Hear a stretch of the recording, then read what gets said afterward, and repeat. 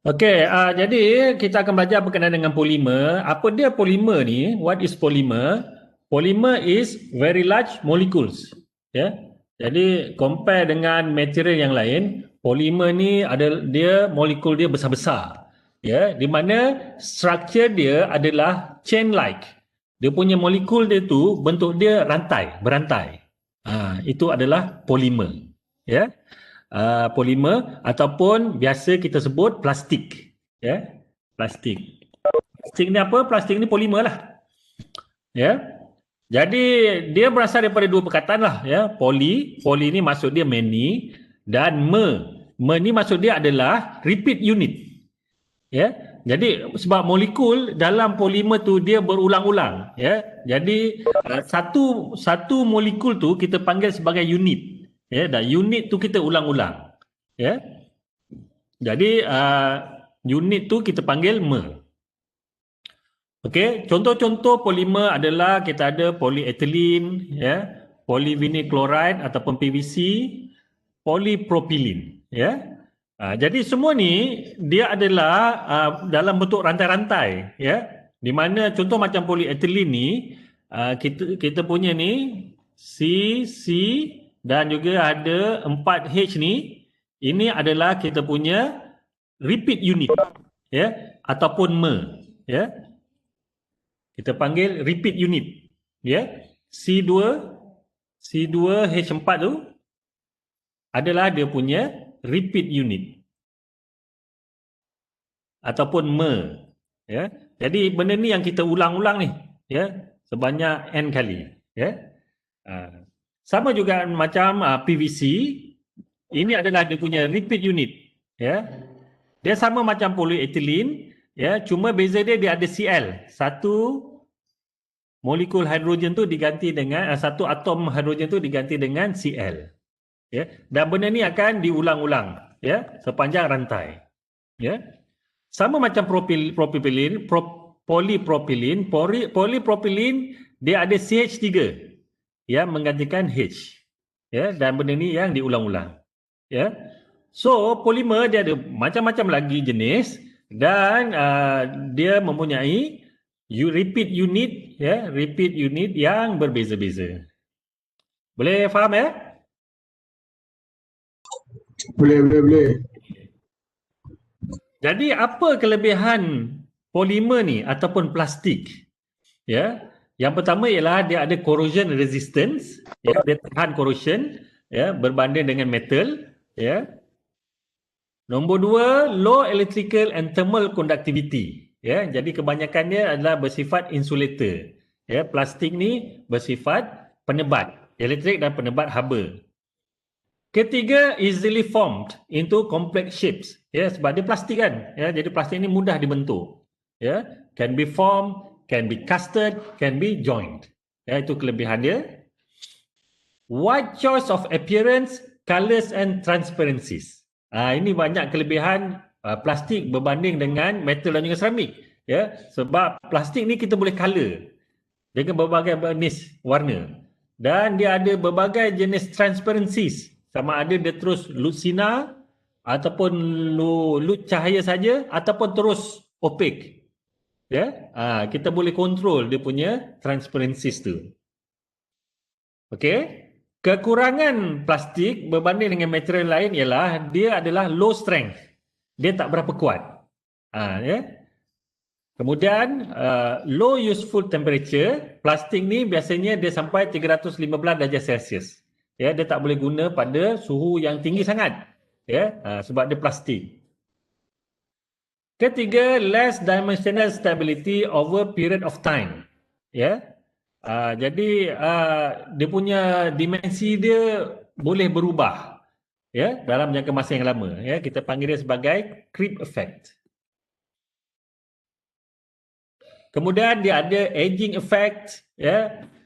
Dia boleh mengeras, ya, plastik ni boleh mengeras, ya. Kalau bayangkan macam contoh kerusi plastik tu, ya, lama-lama dia boleh patah, ya, jadi dia mengeras, ya.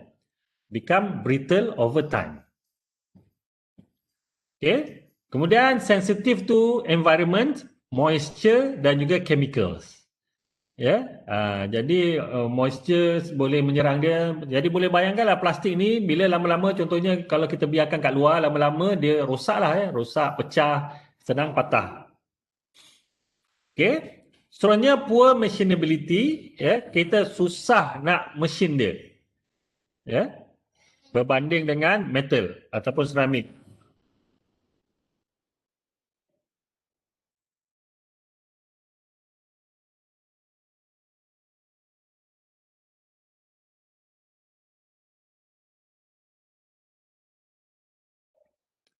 Okey.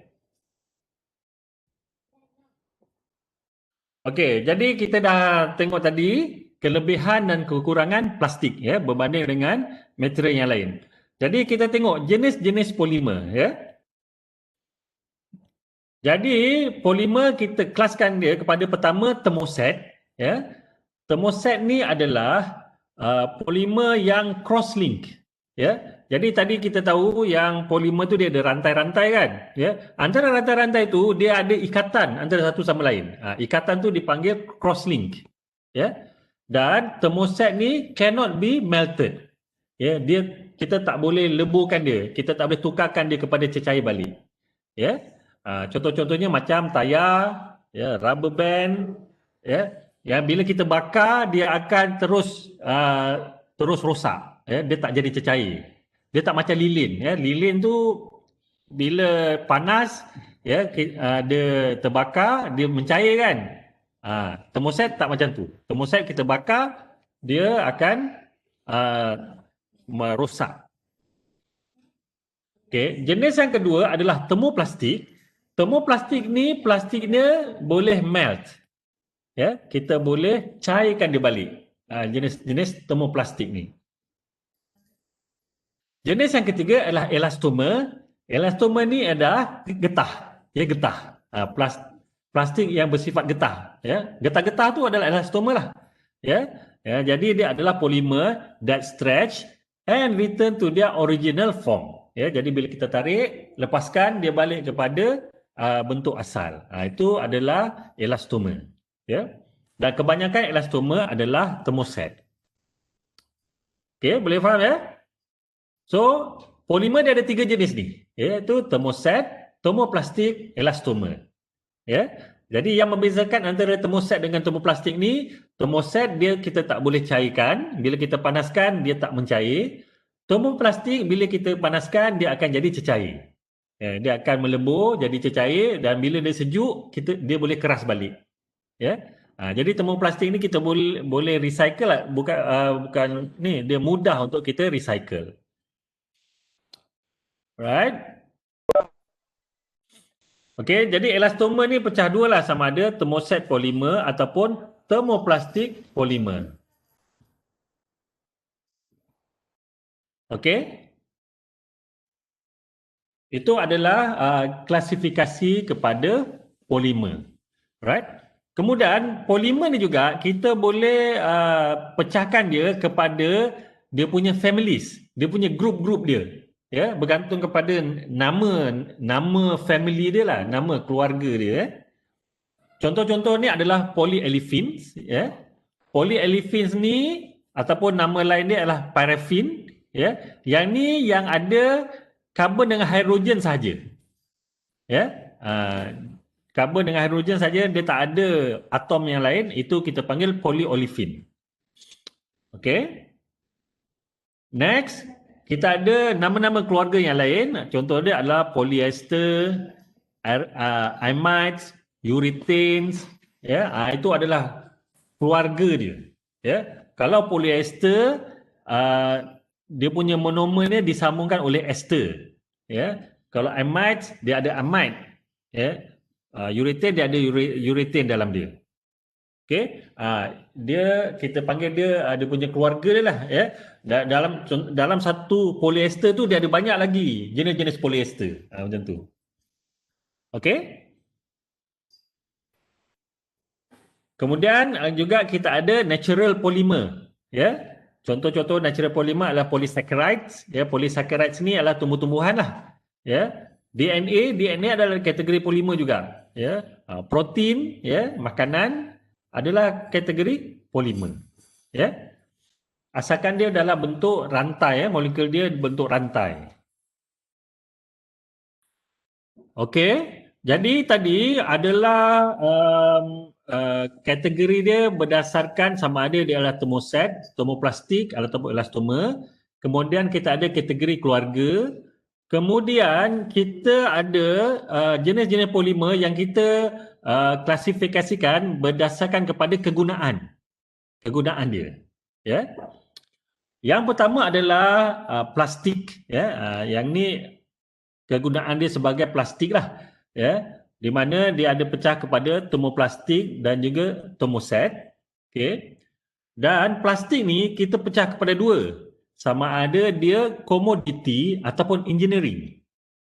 Ya, dia lebih kurang sama macam seramik yang kita belajar sebelum ni. Kita ada traditional seramik dan juga new seramik. Ya, plastik pun lebih kurang sama. Dia ada komoditi dan juga engineering plastik. Komoditi ni dia adalah plastik-plastik yang banyak digunakan, ya, yang paling banyak digunakan, yang paling biasa dijumpai. Itu komoditi plastik. Maksud dia dijual dengan banyak, ya. Engineering plastik ni adalah plastik yang special, yang digunakan untuk kegunaan-kegunaan yang special, ya. Okey. Contohnya kalau untuk termoplastik ni, dia punya komoditi plastik adalah polyethylene, polypropylene, polystyrene, polyvinyl chloride. Ya, empat ni adalah plastik yang paling banyak sekali digunakan. Okey.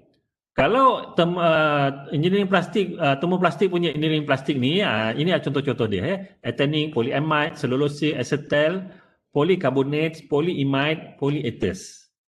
Alright. Okey, kita tengok termoset. Termoset pun ada dua juga, komoditi plastik dan juga engineering plastik. Dalam kategori komoditi plastik adalah phenolics, ya, unsaturated polyester dan urea. Ini adalah tiga ni adalah yang paling banyak digunakan. Okey. Untuk engineering plastik dia pula, untuk termoset kita ada silicones, polyimides, urethanes, melamines, epoxides dan juga yang lain-lain. Okey? Right. Pernah dengar ke nama-nama plastik ni? Pernah dengar kan? Contoh ni macam polystyrene ni. Polystyrene ni mesti biasa dengar kan? Mangkuk polystyrene, cawan polystyrene kan? Lagi ni melamines. Melamines ni pun biasa mesti dengar ni. Pinggan melamines kan? Cawan melamin. Okey, itu adalah plastik. Kemudian yang lain-lain tu adalah kita bahagikan kepada kegunaan-kegunaan dia lah, ya. Elastoma tadi yang saya dah sentuh tadi, elastoma. Kemudian kita ada adhesives. Adhesives ni adalah pelekat lah, ya, dia macam gum, ya, kategori-kategori gum. Coatings, ya, yang kita salutkan kepada material yang lain. Fiber, natural polymer yang saya sebut tadi, dan biosystem, ya. Okay. Tapi kita tak belajar semualah, ya. Kita belajar beberapa je. Okey. Ini adalah pembahagian polimer berdasarkan kepada function ataupun kegunaan. Ya, ini ada banyak lagi lah, ya. Fiber, monofilament, textile, rope, film, membranes, paints, photoresist, adhesive, banyak, ya, kegunaan dia. Jadi ini lebih kepada industri lah, ya, orang industri, dia klasifikkan polimer kepada dia punya function. Okey, boleh faham, ya? Jadi itu adalah berkenaan dengan pembahagian polimer, ya.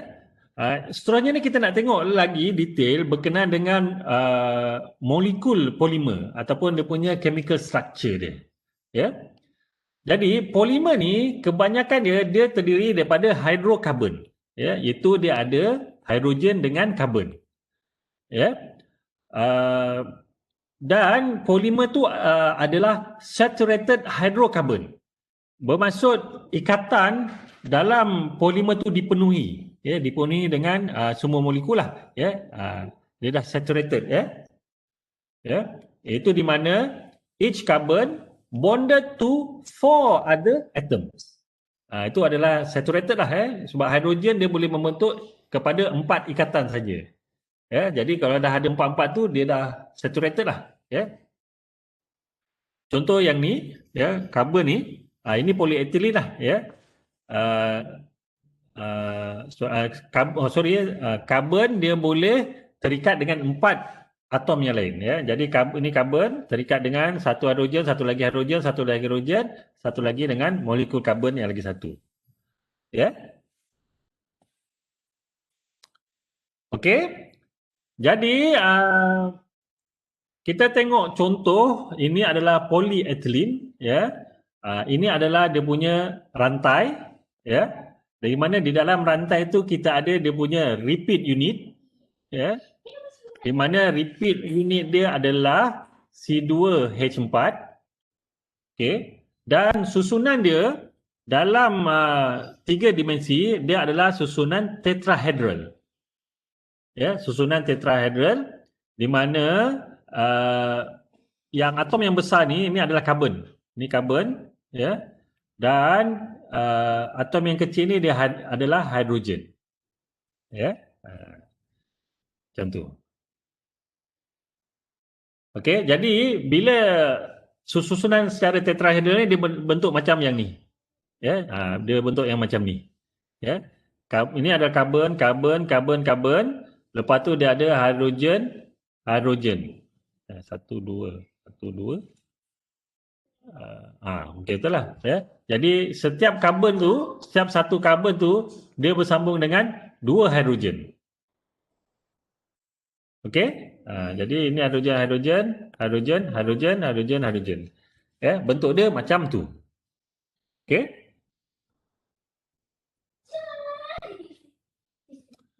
Okey, jadi macam polyethylene tu dia punya repeat unit dia adalah C2H4, ya. Kalau kalau kita boleh ringkaskan dia punya molekul dia, kita boleh tengok macam dalam jadual ni, ya. Yang ni adalah paraffin compounds, ya. Untuk molekul ringkas, yang paling ringkas sekali adalah methane, itu dia adalah CH4, ya. Dia ada satu saja karbon, dia ada 4 hidrogen. Kalau karbon dia 2, kita panggil ethane, ya.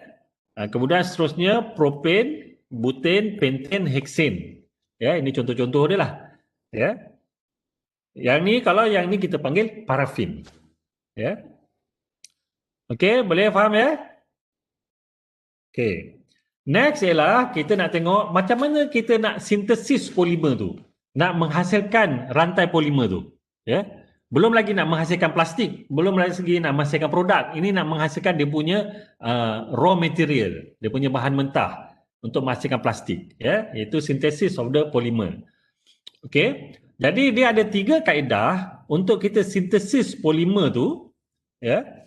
Itu kaedah yang pertama adalah step growth, ya, step growth polymerization, ataupun nama lain dia adalah condensation polymerization. Kaedah yang ketiga adalah addition polymerization, dan yang kedua dan yang ketiga adalah insertion polymerization. Ya. Jadi kaedah sintesis tu kita panggil polymerization, ya. Dan dia mesti bermula dengan monomer, ya. Memula dengan monomer tu, lepas tu kita jadikan dia polimer menggunakan 3 kaedah ni. Okey. Okay, kita tengok yang pertama, iaitu chain growth polymerization ataupun addition polymerization. Ya. Untuk yang ni, dia dia ada monomer-monomer yang berbeza, dia bertindak balas. Ya. Jadi contohnya macam ni, kita ada styrene, ya. Okey, styrene ni, ini adalah satu monomer styrene lah, ya. Jadi apa yang berlaku, dia punya double bond ni dia akan pecah jadi satu, dan satu lagi bond tu dia akan bersambung dengan monomer yang lain kat sebelah dia. Tu. Jadi kita tambah dengan monomer yang lain. Sebab tu kita panggil dia sebagai addition polymerization. Setiap monomer tu akan ditambah sampai jadi panjang. Ya, dia panggil addition polymerization ataupun chain growth. Dia punya chain dia memanjang. Ya, jadi apa yang berlaku daripada styrene ni tadi, dia akan jadi satu bond saja untuk setiap carbon tu. Ya, dah tak ada repeat unit. Ya, menjadi polystyrene. Okay, jadi daripada monomer tadi, ni monomer ni akan bertukar menjadi mer, kita punya repeat unit. Ya, repeat unit ni akan berulang sebanyak n. Ya. Okey. Itu adalah addition polymerization.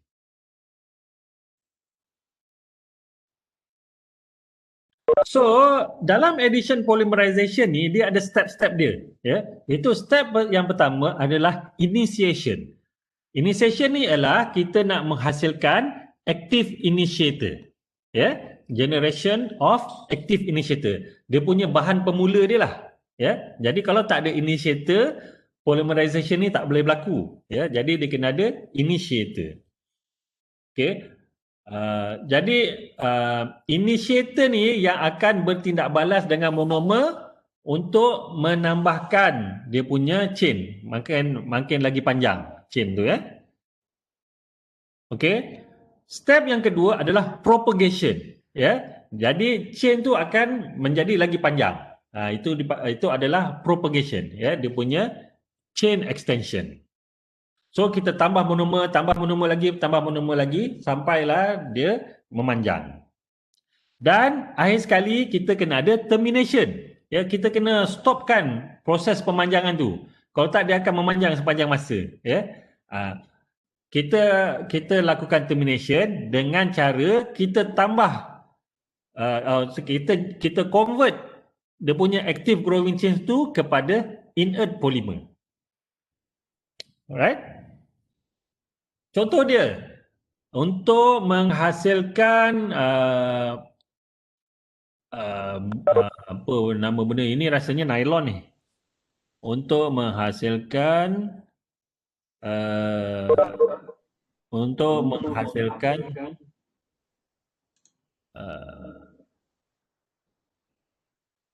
polimer lah ni, polimer. Macam mana boleh echo ni? Siapa yang pasang? Sila mute ya. Okey dah. Okey. Yang ni untuk menghasilkan polyethylene, ya. PE, ya, polyethylene. Jadi dia akan bermula dengan initiation. Initiation ni adalah untuk kita tambah initiator kepada kita punya monomer. Ya, jadi ini adalah kita punya initiator. Ya, ini initiator kita. Jadi initiator ni dia ada radical kat sini. Ya, ada point radical kat sini. Dot ni ada dia punya radical. Dia akan bertindak balas dengan kita punya monomer. Ini adalah kita punya monomer. Di mana radikal yang aktif ni dia akan bertindak balas dengan kita punya double bond ni. Dia akan putuskan double bond ni, ya. Dia akan putuskan double bond. Contohnya macam ni, ni. Okey, dia akan putuskan double bond menghasilkan kita punya hasil dia ni, ya. Dia ada aktif radikal lagi kat sini, ya. Jadi bila monomer yang lain kita tambah kepada dia, dia akan bertindak balas lah. Ya, jadi yang itu berlaku dalam proses propagation. Ya, kita punya aktif radikal kat sini bertindak balas dengan monomer yang lain, dia akan memanjangkan kita punya chain rantai. Lepas tu kita tambah lagi monomer yang lain, ya. Jadi rantai itu akan makin memanjang. Okay. Akhir sekali kita kena lakukan termination, ya, di mana dua radikal aktif. Yang ni aktif kat sini satu dan juga kat sini lagi satu radikal aktif. Kita tambah menyebabkan rantai itu akan tamat, ya. Proses propagation tu akan jadi tamat. Okey, boleh faham ya? Alright. Jenis yang kedua dalam proses polymerization ni ataupun sintesis of polymer adalah condensation polymerization. Ya. Ataupun nama lain dia adalah step growth. Okey. Dalam condensation polymerization ni dia adalah tindak balas antara dua molekul. Ya. Jadi combining of two molecules dan dia akan ada benda asing lah yang terhasil, ya. Dia akan remove a small molecule, ya. Contoh dia yang ini menghasilkan suatu polimer polyethylene terephthalate, ya. Polyethylene terephthalate ataupun nama komersial dia adalah Dacron, ya. Dia adalah tindak balas antara dimethyl terephthalate dengan 1,2-ethanediol, ya, ethanediol, ya, menghasilkan polyethylene terephthalate ataupun nama singkat dia PET, ya. Polyethylene terephthalate ni antara polimer yang popular lah, banyak digunakan untuk menghasilkan botol, ya, PET botol, ya. Okey, ini lagi satu contoh condensation polymerization untuk menghasilkan nylon, ya. Dia adalah daripada hexamethylene diamine bertindak balas dengan adipic acid, ya, dan hasil dia adalah nylon kita ni dan juga air. Okey, jadi dia adalah tindak balas antara dua molekul.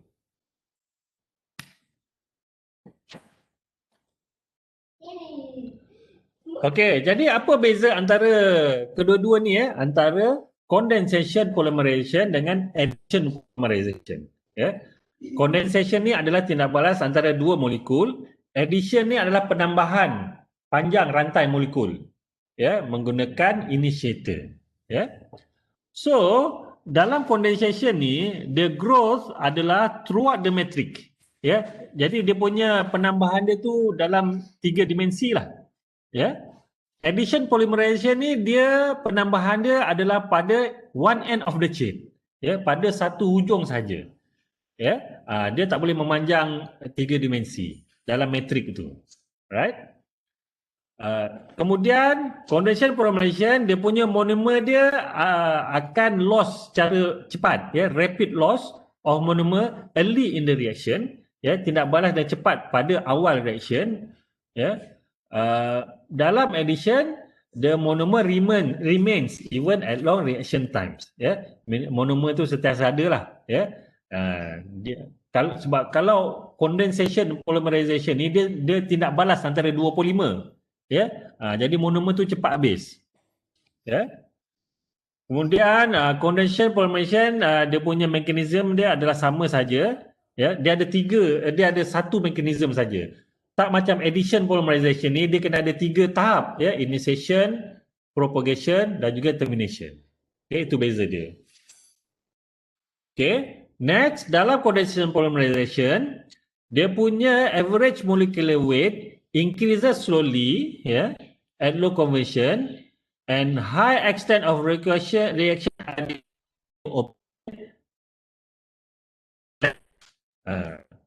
okay, jadi untuk mendapatkan rantai yang panjang tu, kalau condensation polymerization, tindak balas dia tu kita kena lakukan dengan kadar yang tinggi baru boleh dapat rantai yang panjang, ya. Dia perlu high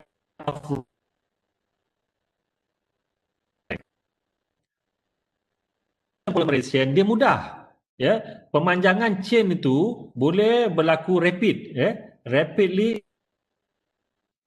and what the polymerization, ya. Jadi dia punya proses pemanjangan itu kita tambah monomer je, ya. Kalau untuk condensation ni sebab dia kena berlaku tindak balas, ya. Dia berlaku tindak balas, dia menghasilkan byproduct. Berlaku tindak balas menghasilkan byproduct. Jadi untuk berlaku tindak balas antara dua molekul yang berbeza tu dia susah sikit berbanding dengan addition polymerization. Okay. Next, condensation ni dia tak ada no termination, ya, tak berlakunya proses termination, ya. Addition polymerization perlu termination. Ya. Condensation tak perlu initiator, addition perlu initiator. Itu beza antara kedua-dua tu. Condensation polymerization dan juga addition polymerization. Okey, ini adalah contoh-contoh polimer yang dihasilkan melalui kaedah addition polymerization. Ya, kita ada polyethylene. Ya, polyethylene ni ada dua lah. Ya, sama ada low density polyethylene ataupun high density polyethylene.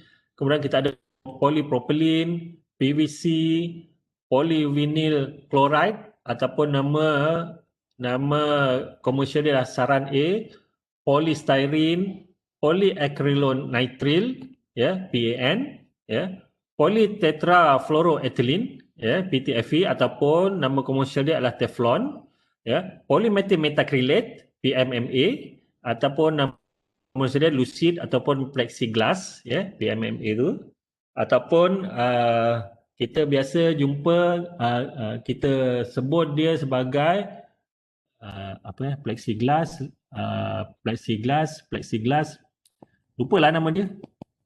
Plexiglass, Perspex. Perspex. Pernah tahu Perspex apa dia?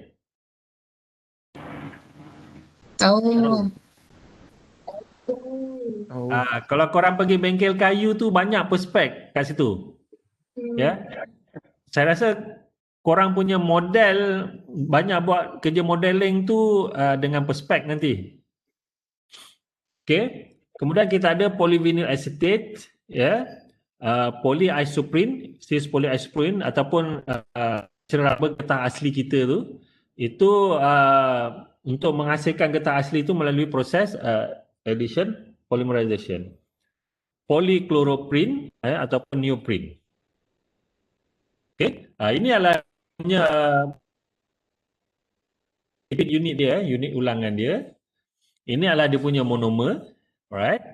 Dan ini adalah properties bagi setiap plastik tu, dan juga ini adalah contoh-contoh dia punya application. Alright. Ini adalah contoh-contoh polimer yang dihasilkan melalui kaedah condensation polymerization, ya, iaitu polyester, ya. Polyester, ini dia punya formula dia, dia punya repeat unit dia. Kemudian kita ada polyester yang brand, ya, Dacron dan juga Mylar. Right. Banyak jenis polyester ni sebenarnya. Polyester ni adalah family of polymer. Okay. Kemudian kita ada polycarbonate, ya, ataupun nama ni adalah Lexan. Ini adalah dia punya molekul lah, ya. Dua molekul yang kita lakukan tindak balas. Right. Okay, nylon, polyamide. Ya, nylon ni dia adalah dalam keluarga polyamide. Ya. Nylon 66, nylon 6, perlon, ya. Kemudian Kevlar pun dalam keluarga polyamide, ya. Amide, ya. Spandex, ya. Spandex ni adalah polyurethane. Ya. Right. Okey, jadi kita dah belajar berkenaan dengan kaedah sintesis polimer tu. Macam mana nak menghasilkan bahan mentah kepada polimer tu. Next kita akan kaji lebih detail berkenaan dengan properties bagi polimer. Ya. Jadi kita nak, bila kita dah sintesis polimer tu, kita nak dapatkan sifat polimer yang kita nak. Ya. Jadi sifat polimer tu berdasarkan kepada struktur molekul dia lah. Ya. Contoh dia adalah the longer the molecules, ya, the higher entanglement forces. Ya. Jadi lagi panjang rantai polimer tu, lagi mudah dia entangle. Dia berselerat antara satu sama lain. Ya, apa maksud berselerat ni? Contoh macam ni rambut baby ni rambut baby. Jadi kita nak sikat dia susah kan? Dia susah nak sikat jadi lurus. Susah nak sikat tu disebabkan oleh entanglement. Ya. Jadi boleh bayangkan, contoh rambut lelaki dengan rambut perempuan dah. Rambut lelaki kalau pendek, senang disikat kan. Kalau panjang, susah nak disikat. Ya, sebab apa? Bila panjang, dia dah entangle. Sama macam plastik juga. Ya, bila rantai, dia tu adalah panjang, dia akan entangle antara satu sama lain. Okey, apa kegunaan entangle ni? Ya, bila dia entangle, bila kita tarik dia susah nak memanjang.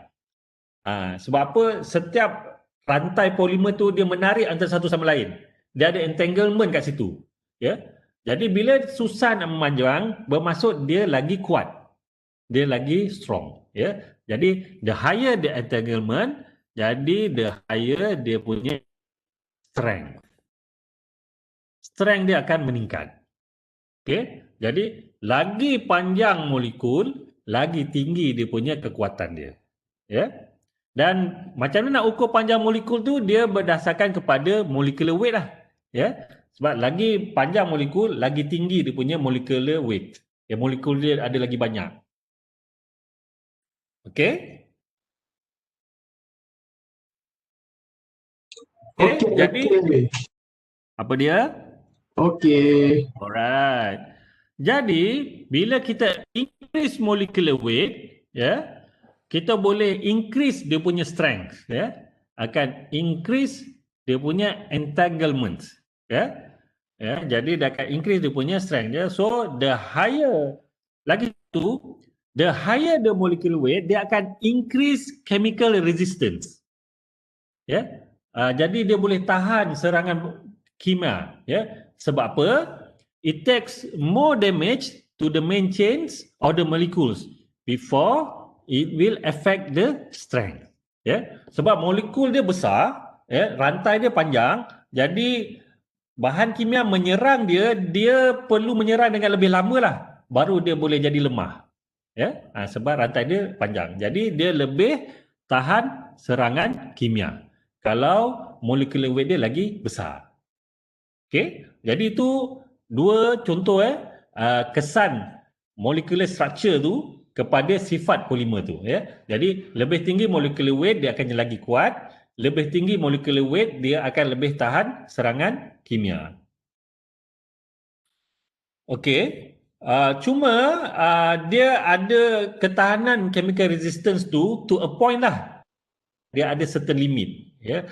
Sebab apa? If you have a chemical that is very similar to the chemical makeup of the main chain, it will dissolve. Ya, sebab like dissolve like. Ya, jadi kalau ada bahan kimia yang dia punya chemical structure dia sama dengan polimer tu, dia akan tak boleh tahan. Ya, dia akan fail lah, ya.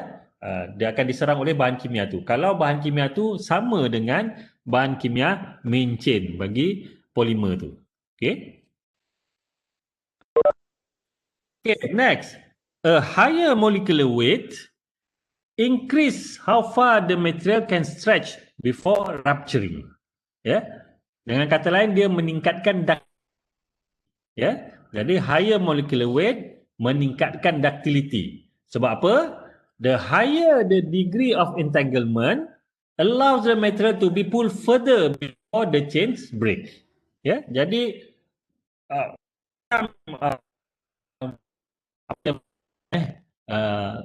getah lah, contoh getah tu dah berselerak kan. Ya, kita boleh tarik dia dengan panjang. Sebab apa? Dia dah ada banyak entanglement kat situ. Ya, berbanding kalau entanglement itu sikit je, dia senang putus. Okey. Jadi dia akan increase ductility. Okey. Contoh kat sini adalah perbezaan antara candle dengan polyethylene. Ya. Candle ni lilin sebenarnya polyethylene. Ya. Cuma untuk lilin ni dia punya chain dia adalah much shorter. Ya. Dia punya chain dia lebih pendek berbanding dengan polyethylene. Ya, jadi kalau polyethylene ini polyethylene macam getah biasalah, ya, polyethylene, bila kita bend kan dia boleh bend. Kalau lilin ni tak boleh, ya, dia tak boleh bend. Sebab dia punya chain dia lebih pendek berbanding dengan polyethylene. Ya, jadi chain yang lebih pendek, ductility dia adalah rendah. Dia senang patah. Right? Seterusnya, the higher molecular weight increase impact resistance. Ya, lagi besar molecular weight, lebih tahan dia kepada impact. Ya, sebab the higher degree of entanglement, dia perlukan more polymer bonds to be broken. Ya, jadi the polymer can absorb more energy before failing. Ya, jadi dia lebih tahan impact. Ya, sebab dia ada lebih banyak rantai polimer, lebih banyak rantai perlu dipatahkan baru dia boleh pecah. Okay. Okay, next. The higher molecular weight increase weather resistance to the material. Ini macam serangan kimia tadi lah. Ya. Jadi dia lebih tahan serangan kepada dia punya environment. Okay, next. Higher molecular weight increase viscosity. Ya. Jadi ini kelemahan dia pula. Ya. Bila increase viscosity, makes it harder to process. Ya. Susah untuk kita proses. Ya. Longer. Okay. Jadi bila kita nak menghasilkan produk tu, kita nak mudah proses dia, dia mestilah mudah, dia kurang viscosity. Ya. Untuk mudah dalam penghasilan. Okey, jadi macam mana kita nak ukur molecular weight ni? Molecular weight ni kita boleh ukur berdasarkan dia punya polymer chain length. Ya. Yeah?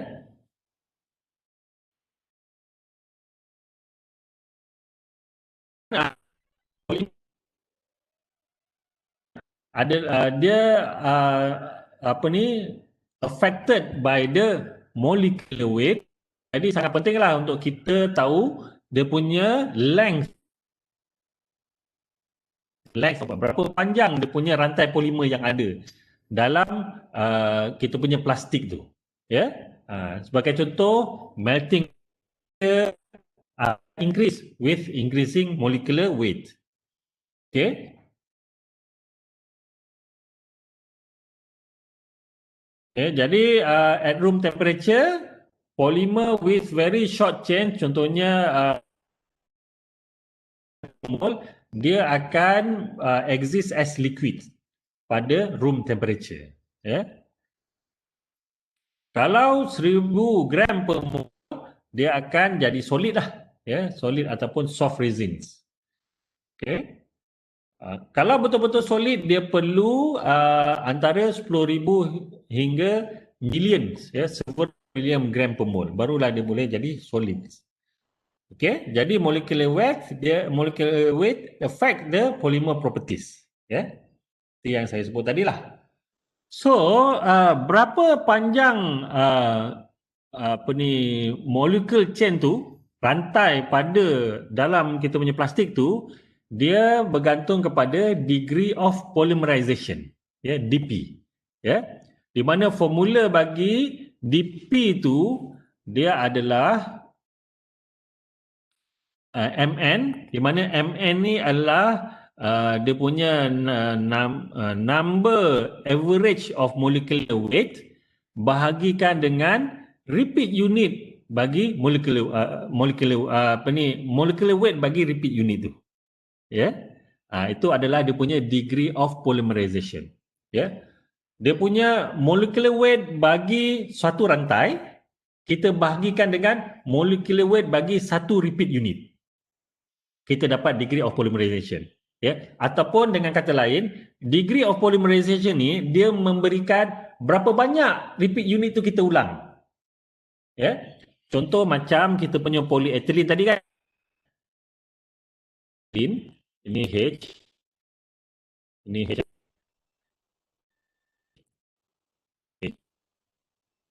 Ini adalah repeat unit bagi polyethylene. Jadi kita punya degree of polymerization ni dia memberikan berapa banyak repeat unit ni kita ulang. H, H, H. bagi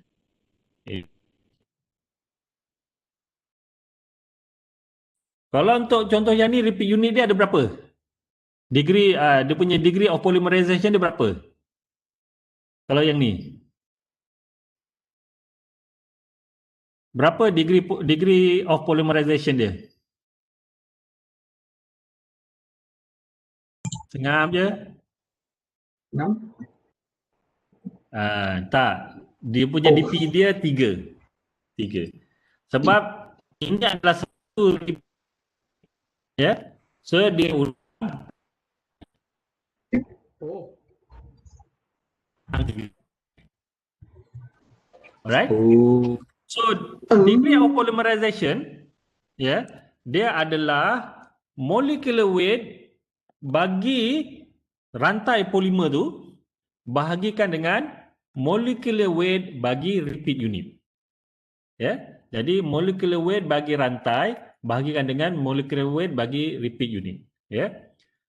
Molecular weight bagi rantai tu adalah dia punya average. Ya. Sebab apa? Dalam satu polimer dia ada banyak rantai-rantai tau. Banyak rantai. Ya. Rantai ni panjang dia berbeza-beza. Ya. So apa yang dibuat, dia ambil average punya panjang rantai, dia kira dia punya molecular weight bagi satu rantai tu. Ya. Bagikan dengan dia punya molecular weight bagi repeat unit, kita dapat average number of kita dapat dia punya degree of polymerization bagi kita punya polimer ni. Alright? Maksudnya dalam satu blok polimer tu, dia punya rantai dia, average dia, panjang dia berapa banyak. Itu degree of polymerization. Ya. Contoh yang ni panjang dia adalah sebanyak 3 dp. Ya. Dalam blok kita ni tak tahulah berapa, mungkin panjang dia average-nya sebanyak 10 kali degree of polymerization. Ya. Itu maksud dia, degree of polymerization ni dia memberikan berapa panjang rantai polimer tu, ya. Iaitu berapa unit ulangan yang ada dalam satu rantai. Boleh faham? Okey, bolehlah tu, ya.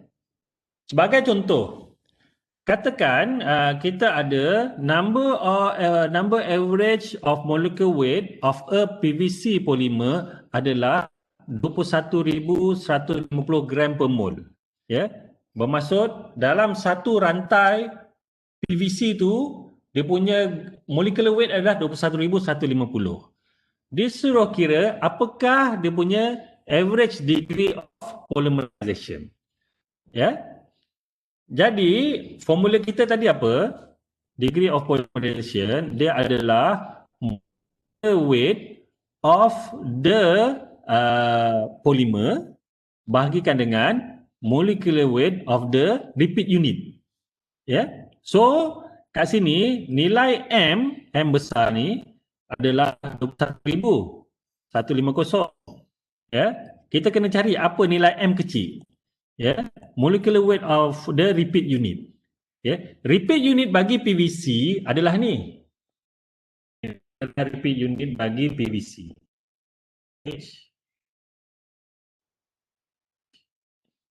HL. Ini repeat unit bagi PVC. Ya, iaitu kat sini karbon dia ada 2, ya. Hidrogen ada 3, klorin ada 1. Ya. So untuk kira molecular weight bagi repeat unit bagi PVC ni adalah kita kena darabkan dengan dia punya nombor atom. Ya. Jadi karbon ada 2 kan. So 2 kali nombor atom karbon ada 1. Hidrogen ada 3, so 3 kali nombor atom hidrogen 1.008. Ya.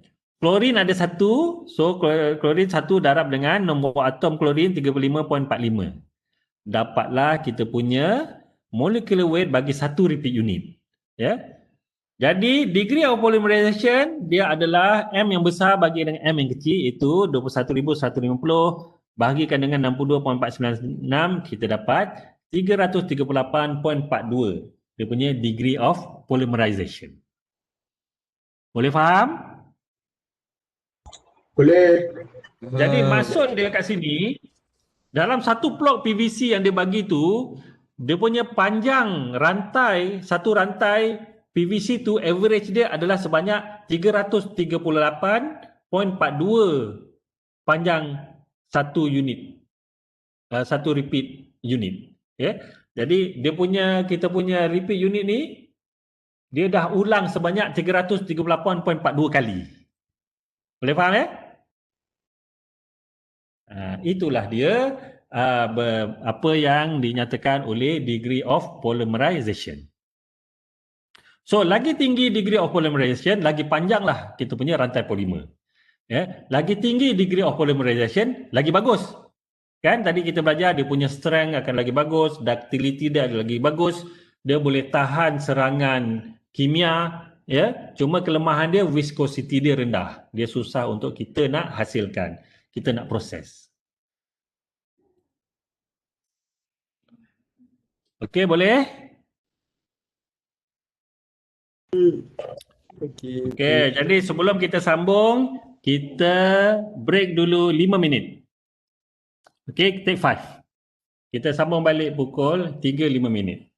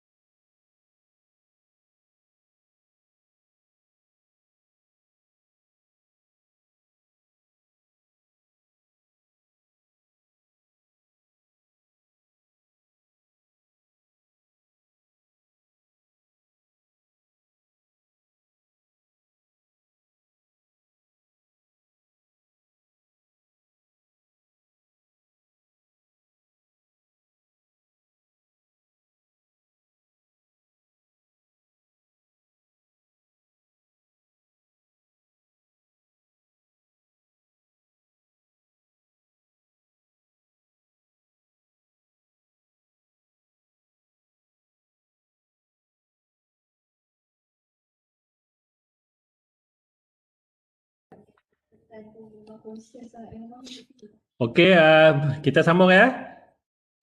Boleh. Alright.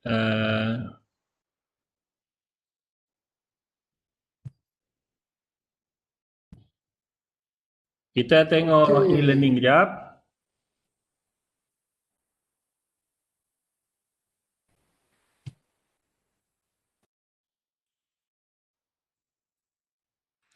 So e-learning, kita tengok yang submit assignment. Okay, dah due dah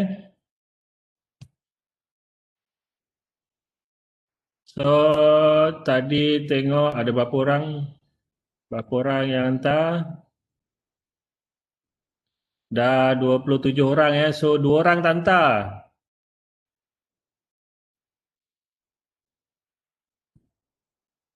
So Fatihah Muhammad Rum tak hantar. Dan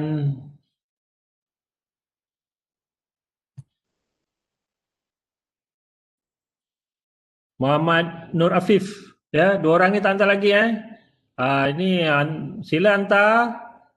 Cuma saya potong markah lah sebab hantar lambat. Okey? Kenapa tak hantar tu?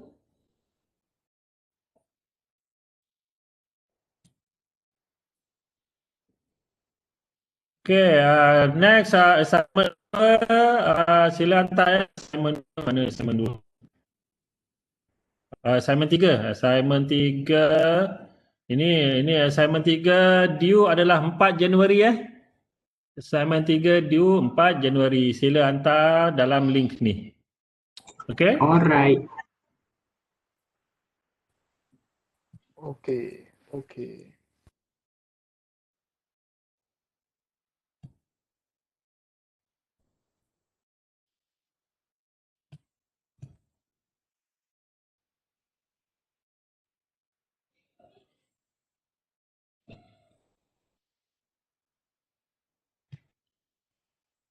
Okey, jadi kita dah belajar berkenaan dengan degree of polymerization, ya. Macam mana nak kira degree of polymerization? Degree of polymerization ni DP dia mengukur berapa panjang rantai, iaitu dia berapa banyak repeat unit yang ada dalam satu rantai tu.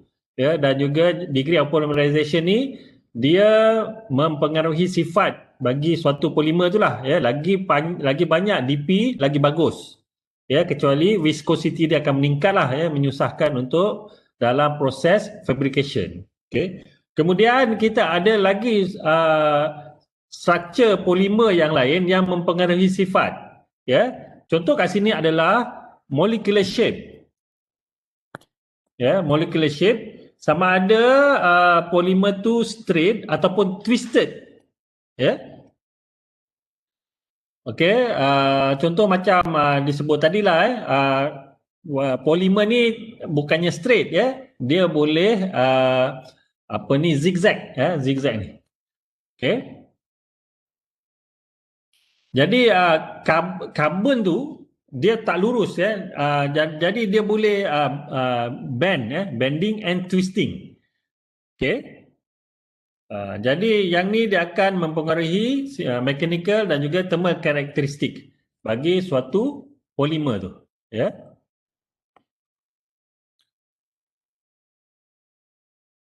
So dia boleh twisted tapi lurus macam B ni, dan dia juga boleh twisted, mula dia twisted lurus, lepas tu dia twisted ke bawah kan. Lepas tu dia twisted ke bawah lagi, lepas tu dia twisted ke bawah lagi. Macam tu. Dia boleh jadi macam tu juga, dia jadi bengkok, Yang ni dia twisted juga tapi dia zigzag, dia kembali asas dia lah, dia jadi lurus, dia boleh jadi twisted macam yang C ni. Next antara chain bagi suatu polimer tu dia boleh bercabang, kalau linear ni linear lah, dia lurus saja, tapi dalam suatu rantai yang main tu dia ada cabang dia, kita panggil structure tu sebagai branch, branch molecular structure, Kemudian kita ada yang jenis cross-link, ya, di mana di antara rantai-rantai itu dia ada ikatan, ya, dia terikat oleh suatu rantai yang lain, ya. Yang ni kita panggil cross-link. Okay. Dan kita ada jenis network. Right? Ini adalah kita panggil molecular structure yang asas lah, yang asas. Ya. Kita ada yang lebih kompleks lagi. Ya. Even dia punya network structure ni, kita boleh design dia dalam bentuk corak apa yang kita nak. Ya.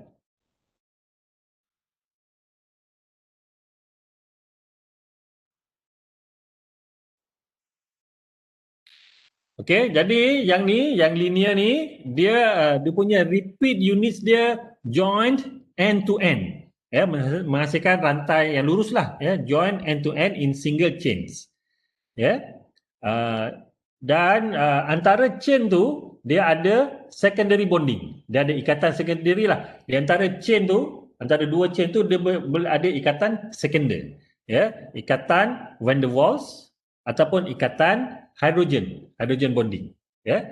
Contoh-contoh linear structure ni adalah polyethylene, PVC, nylon. Ini adalah linear structure punya polimer. Ya. Kemudian kita ada branch. Branch ni dia ada side branch chains. Ya, dia ada branch lah, ya, dia ada ranting-ranting. Ya. Side branch chains connected to the main chain. Ya. Contoh untuk jenis branch ni adalah LDPE. Ya. LDPE, low density polyethylene, adalah jenis yang ada branch. Ya. Kalau dia jenis linear saja, kita akan dapat HDPE. Ya. Jadi HDPE ini linear, LDPE ini adalah branch. Ya. Okey, jadi buat HDPE dulu. Ya.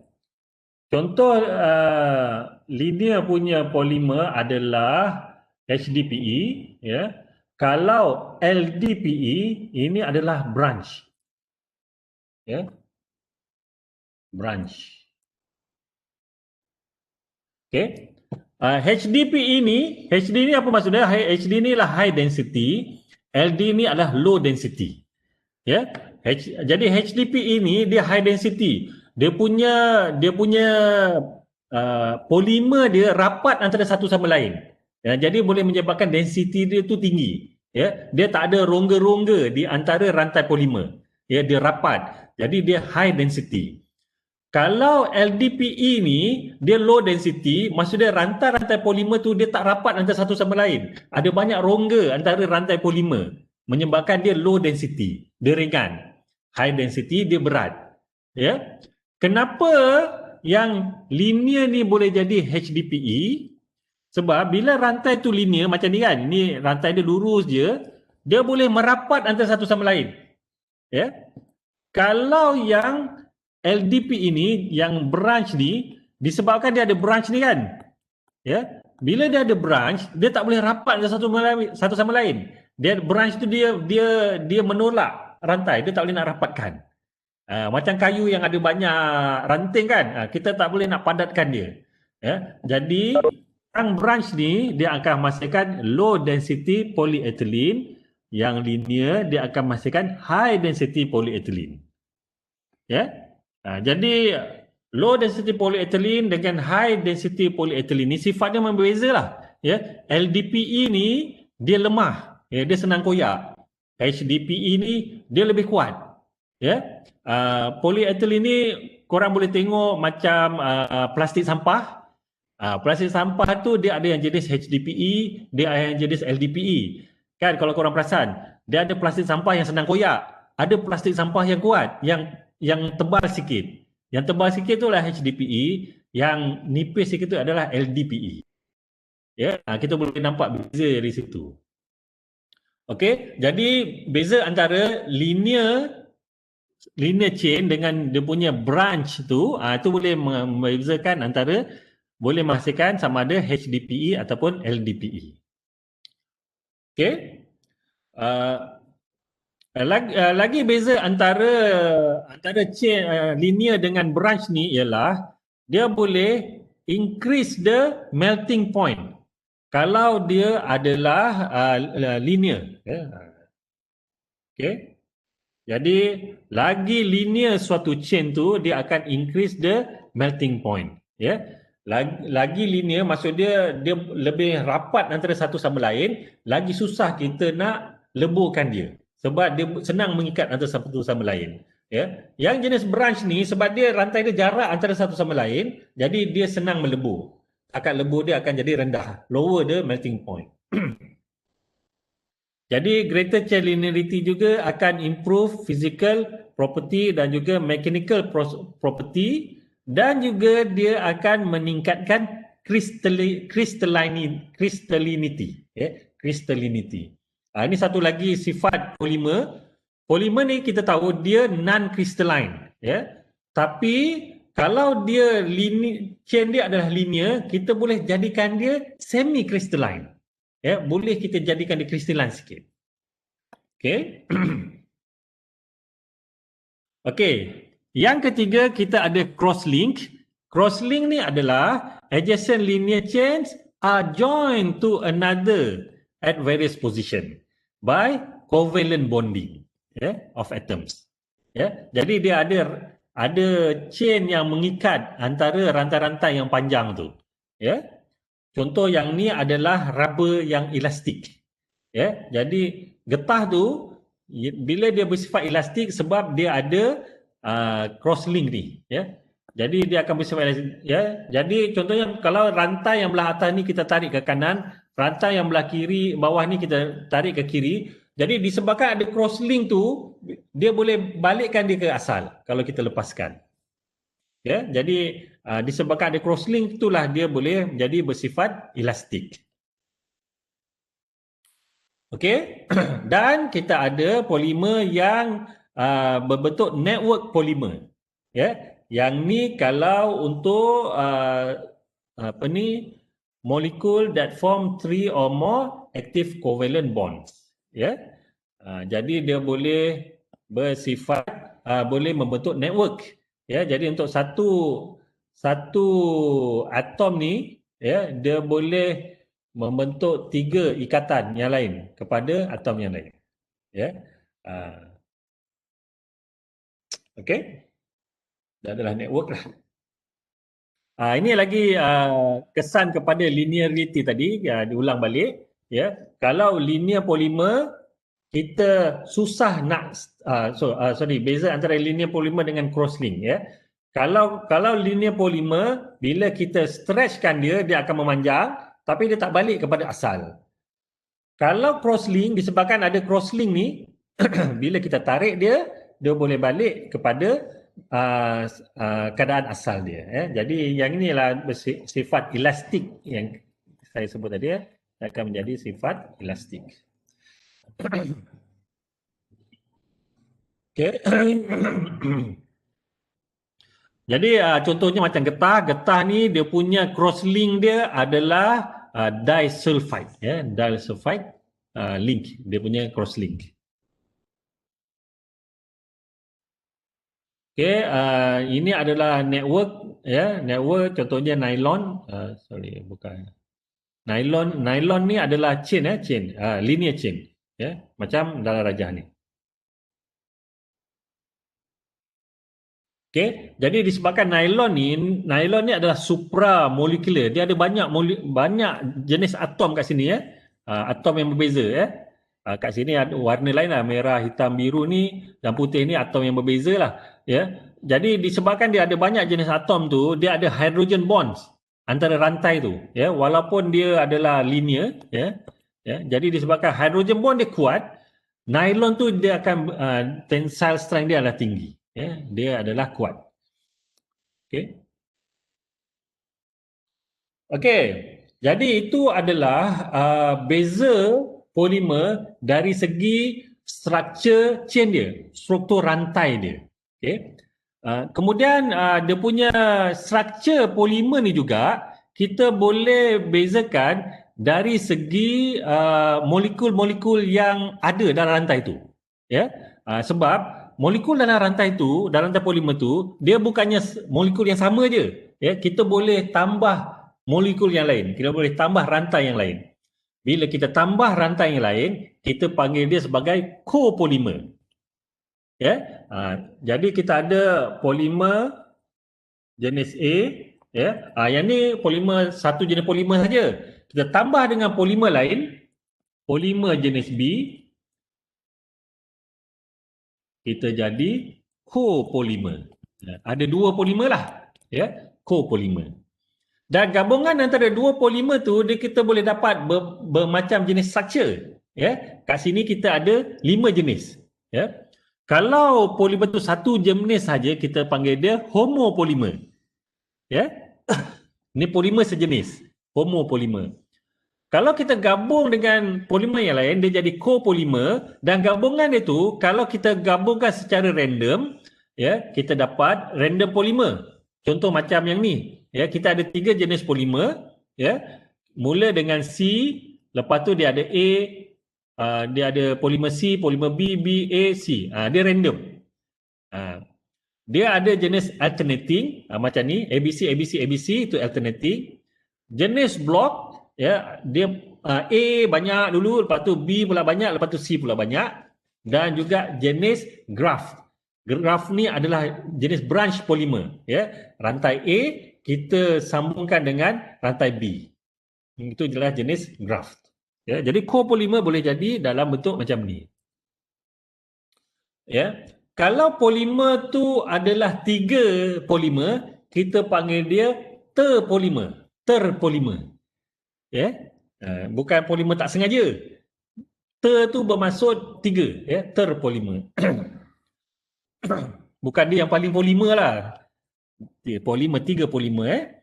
Jadi dia ada 3 types of mer, ya, polymerized together, ya. Sebagai contoh adalah ABS ni.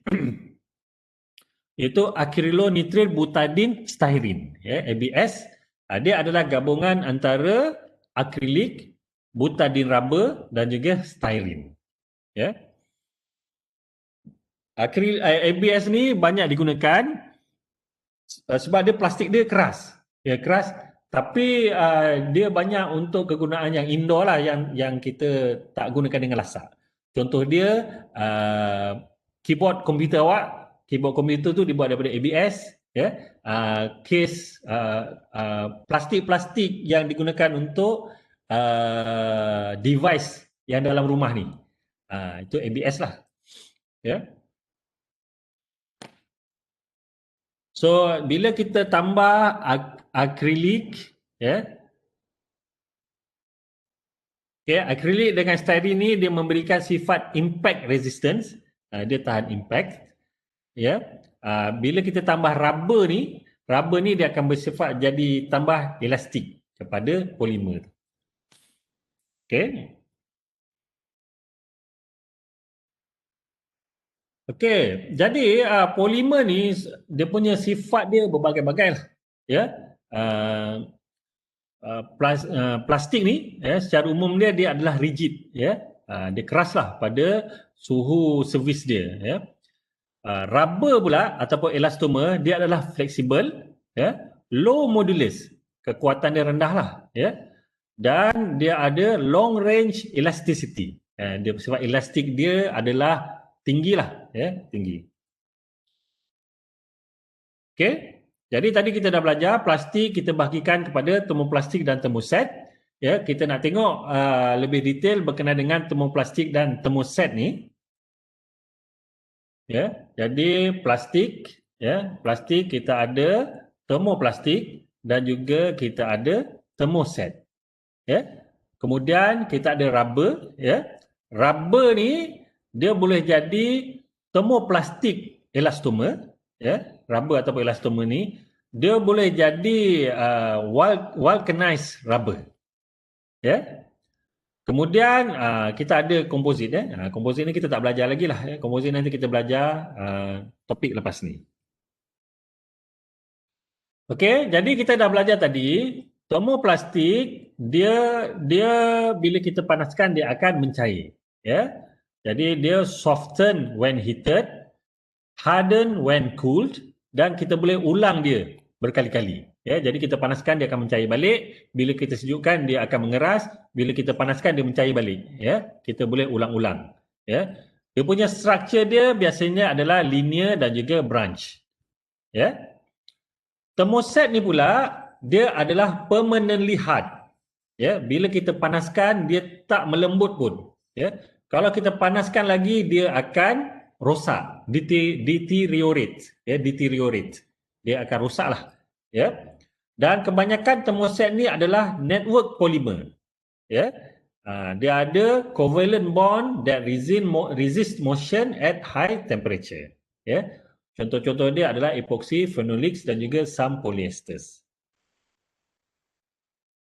Okey, jadi thermoset dia punya structure dia adalah network. Ya. Dia tak dia bukannya chain yang lurus lah ya, dia adalah network. Okey. Kemudian setengah polimer ni okey, yang ni lain. Yang ni adalah amorphous ya, amorphous. Amorphous ni network lah macam tadi ya, network. Ya, network structure. Ni. Okey, setengah-setengah rantai polimer tu kita boleh jadikan dia semi crystalline. Ya, kita dah belajar sebelum ni. Crystalline ni adalah dia punya structure atom tu adalah dalam bentuk pattern. Dia berulang-ulang. Ya. So plastik tu dia ada, kalau semi crystalline, dia punya rantai tu sebahagian daripada rantai tu adalah dalam bentuk pattern. Ya. Contohnya yang ni. Ni. Kawasan yang ni dia punya rantai dia tersusun.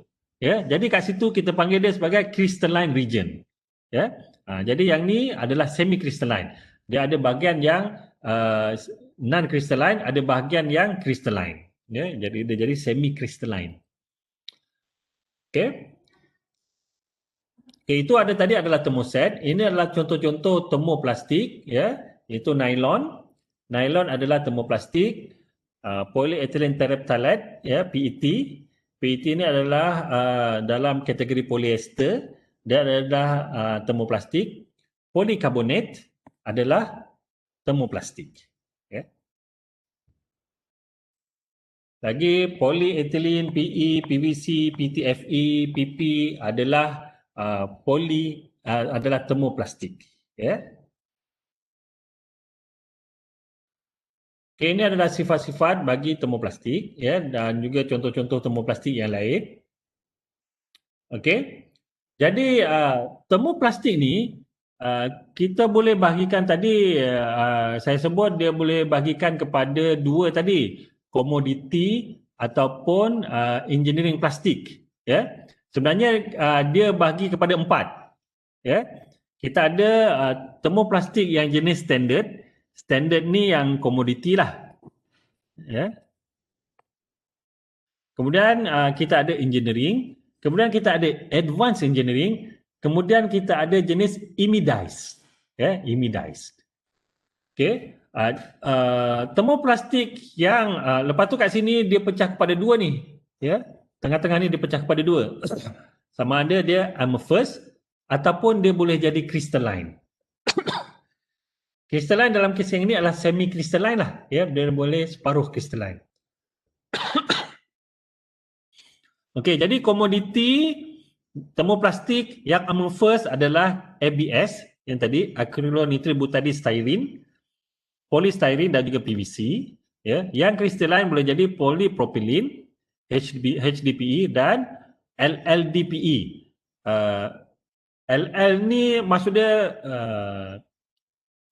dia lagi low. Saya tengok apa LL tu. LDPE itu low density polyethylene, LL tu lagi low daripada LDPE. Ya, LLDPE nama dia. Kemudian kategori dalam engineering adalah polikarbonat, ya, PPO, PPO polypropylene oxide, ya, PMMA dan lagi lah ni semua ni ya. Nanti kita belajar ni semua ni. Ya, yang advanced engineering adalah ni, kemudian jenis imidized. Ya.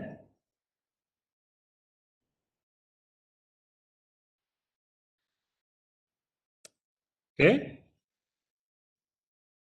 So kita ada yang jenis imidized Dan jenis amorphous, ya, amorphous tadi boleh pecah kepada 3 lah tadi, ya, high performance ataupun advanced engineering, jenis engineering ataupun jenis commodity, ya, ataupun semi crystalline, ya, pecah juga kepada 3, ya, high performance, engineering dan juga jenis commodity. Okey, ini adalah contoh-contoh thermoset, ya. Kita ada phenolics, amines, polyester, epoxy, urethane, silikon. Ini adalah thermoset, dan ini adalah dia punya kegunaan-kegunaan dia. Ini lagi properties bagi thermoset. Okey. Right, sekejap.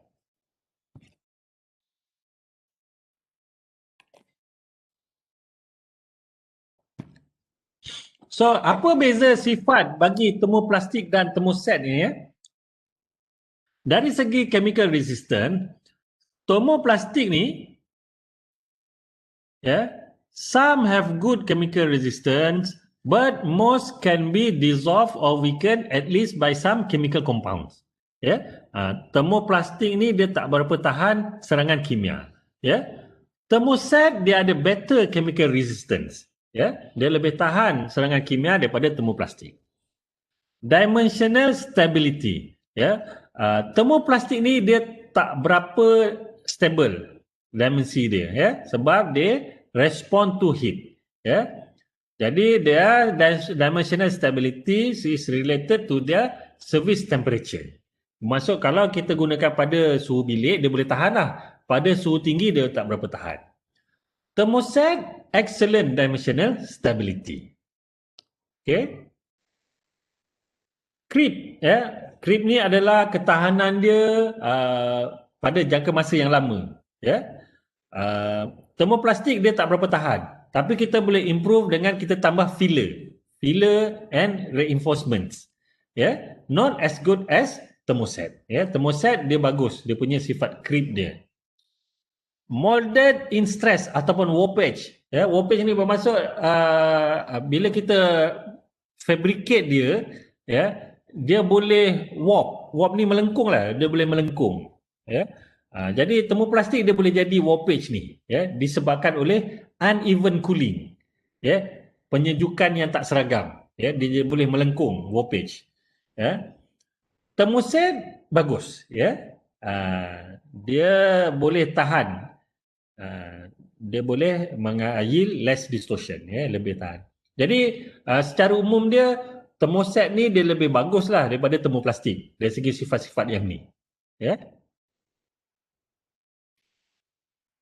Lagi toughness, ya. Thermoset ni dia lebih tough, ya. Termoplastik dia lebih tough, thermoset dia kurang, ya. Not tough, ya. Dia brittle, ya. Dia brittle, dia senang patah, senang pecah, ya. Coloration, ya. Untuk termoplastik kita mudah nak color dia dan juga warna dia boleh maintain, ya. Thermoset susah. Thermoset dia susah kita nak color, limited option, dan dia mudah untuk fade, discolor over time. Okay. Clarity, termoplastik dia boleh jadi clear polymer, ya. Thermoset very few option, ya, dia tak banyak yang clear. Shrinkage, shrinkage ni untuk dua-dua termoplastik dan thermoset dia varies, ya, bergantung kepada jenis lah, right. Long term properties, ya. Termoplastik dia tak berapa bagus untuk kita estimate. Thermoset kita boleh predict, ya, based on experimental data, ya. So termoplastik ni dia lebih variable. Okay. Cost, termoplastik dia lebih murah, less expensive, dan juga easier to process, ya. Thermoset dia susah, dia lebih mahal dan need more skill, ya. Dan juga lagi scrap cannot be reprocessed, ya, sebab dia tak boleh nak dileburkan semula, ya. Yang ini kelebihan bagi termoplastik. Walaupun termoplastik ni sifat dia banyak tak bagus, tapi dia lebih murah, lebih mudah untuk kita proses, ya. Thermoset ni sebab sifat dia tadi, bila dia dah kita hasilkan dia, kita tak boleh nak leburkan dia balik, kita tak boleh nak recycle. Jadi scrap dia tu dia akan jadi membazir, ya. Toolware, thermoplastic less toolware, thermoset more prevalent moldware. Ya, thermoplastik ni dia apa ni, kalau kita potong dia mudah, ya, berbanding dengan thermoset. Okey, boleh? Okey, ini cerita pasal okey, tak apalah. Cerita pasal crystalline polymer, crystalline polymer. Contoh macam polikarbonat ni adalah amorphous polymer, ya. Dia susah nak jadi crystalline, ya. Okey. Yang ni balik kepada crystalline polymer. Jadi untuk crystalline polymer ni dia ada certain region yang dia punya rantai polimer dia tersusun, ya. Tersusun dalam pattern yang ni kita panggil dia semi crystalline. Ya, yang tak tersusun ni macam kawasan yang ni tak tersusun, yang ini adalah kawasan amorphous. Okey. Jadi kawasan yang crystalline tu dia punya polymer change packed in regular way. Dia tersusun. Ya. Okey. Okey. Untuk suatu polimer tu menjadi crystalline, dia punya chain dia mestilah regular chain structure. Dia mestilah jenis yang sama je. Dia tak boleh ada bulky side group. Ya, dia tak boleh ada branch lah. Ya, kalau tak ada branch tu lagi bagus untuk memudahkan dia jadi bersifat crystalline. Ya. Jadi sifat crystalline ni bagus. Kita suka kepada polimer sebab dia akan menyebabkan polimer tu lebih stronger, tapi dia akan menjadi less flexible. Dia lebih kuat, ya, tapi kurang fleksibel lah, kurang ductile. Ya.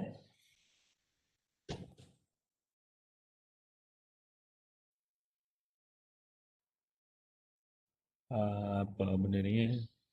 Solid movement. Okay. Tak apalah, saya skip lah yang ni. Okey. Kita boleh bayangkan sifat crystalline ni macam Maggi, ya.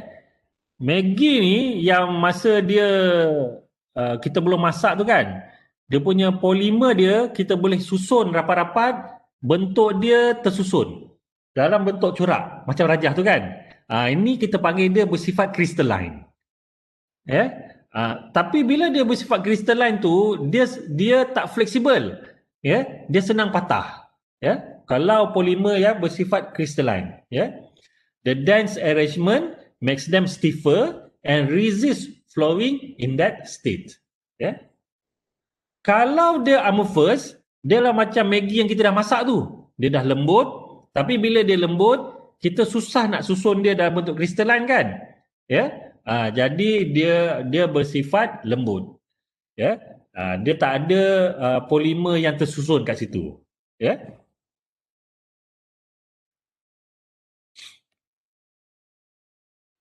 So dia ada certain region yang crystalline macam ni dan certain region yang non crystalline, ya. Okey. Jadi polimer dia tak boleh jadi 100% crystalline. Ya, kita ada percentage of crystallinity ataupun kita panggil degree of crystallinity, ya. Jadi degree of crystallinity ni apa yang mempengaruhi dia adalah dia punya cooling rate, ya. Berapa cepat kita sejukkan dia, sebab apa, polimer tu untuk dia menyusun, untuk fold up, ya, untuk melipat cantik antara satu sama lain tu, dia memerlukan masa, ya. Jadi kalau kita sejukkan dengan cepat, degree of crystallinity akan jadi rendah, ya. Kita boleh tingkatkan degree of crystallinity dengan tambah additive, ya. So boleh tingkatkan degree of crystallinity dan juga bergantung kepada polymer type, ya.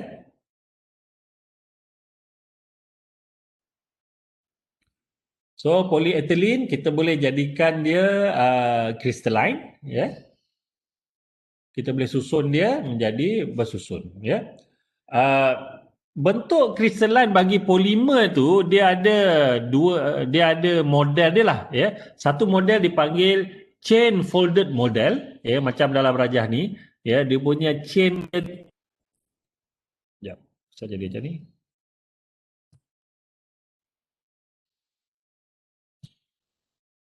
Dia dah tak nak dah. Dia dah suruh berhenti ke ni? Hang komputer saya. Sekejap, sabar Bukan cukup panas. panas ni, dia suruh berhenti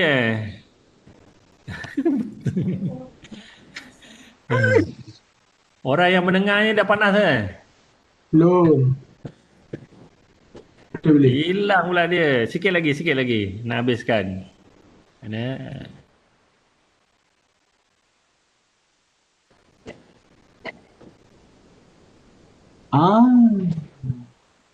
Okey. Ini dipanggil chain folded model. Jadi dia punya chain ni dia melipat antara satu sama lain. Ini dipanggil chain folded model. Ya. Jadi lipatan-lipatan tu dia panggil platelet, ya, platelet ataupun lamella, ya, platelet ataupun lamella. Ya, jadi dia punya chain tu dia boleh melipat cantik satu sama lain, ya. Lipatan dia ni dia boleh buat corak-corak, macam-macam corak ada, ya, bukannya corak macam ni je, ya. Sekarang ni dia boleh kontrol dia punya lipatan supaya dapat sifat yang tertentu, ya. Ini dipanggil chain folded structure. Okay, chain folded structure. Ada satu je saya tunjuk. Tak apalah. Okey, jadi certain polimer dia ada yang tak boleh nak crystalline, ada yang mudah untuk crystalline, ya. Contoh macam ni, PVC, ya, GPPS, ya, polycarbonate PMMA, ABS, ini adalah amorphous. Kita tak boleh nak crystallinekan dia. Ya. Yang semi crystalline macam HDPE, LDPE ni semi crystalline, ya, polypropylene, nylon, ya, PET, PBT, polybutylene terephthalate, ya, polyoxymethylene, POM ataupun acetal, polytetrafluoroethylene, PTFE ataupun Teflon. Ya, yang ini adalah semi crystalline. Okey. So, polimer yang crystalline ni dia punya atomic bonds dia adalah regular dan repeated. Dia ada defined melting point. Melting point dia pada suhu yang tertentu lah. Ya. Dia tak semuanya crystalline lah. Dia ada some degree of amorphous dan biasanya dia adalah translucent to opaque. Ya. Jadi polimer yang legap ni, opaque ni, biasanya dia adalah semi crystalline. Okey. Yang bersifat amorphous ni, dia jadi amorphous sebab dia ada banyak chain branching. Ya, dia ada banyak branch menyebabkan kita tak boleh nak susun dia punya rantai polimer. Ya. Dan semua thermoset adalah amorphous. Thermoset ni dia ada glass transition temperature, TG. Ya. Yang ni yang macam kita belajar dalam glass. Topik yang lepas kan, dia ada glass transition temperature. Okey. Jadi macam sama macam glass tadi, glass yang kita belajar dulu, below TG polimer adalah stiff and rigid, above TG polimer adalah soft and rubbery. Ya. Jadi kalau amorphous ni dia punya melting dia over extended temperature pada suhu near dia punya glass transition temperature. Pada suhu dekat dengan TG. Ya, dia tak ada distinct melting temperature, ya. Dan kalau kita panaskan balik thermoset ni, dia tak melt, dia tak cair pun, tapi dia akan degrade. Ya, dia akan rosak, ya, deteriorate. Macam getah yang awak bakar, ya, dia tak cair. Ya, dia akan jadi hitam lah, Dia jadi terbakar, dia akan jadi terbakar. Right. Jadi okey. Setakat ni saja untuk hari ni, minggu ni. Next ni kita akan belajar berkenaan dengan getah pula, elastoma. Alright. So kita stop setakat ni. sharing. Stop recording.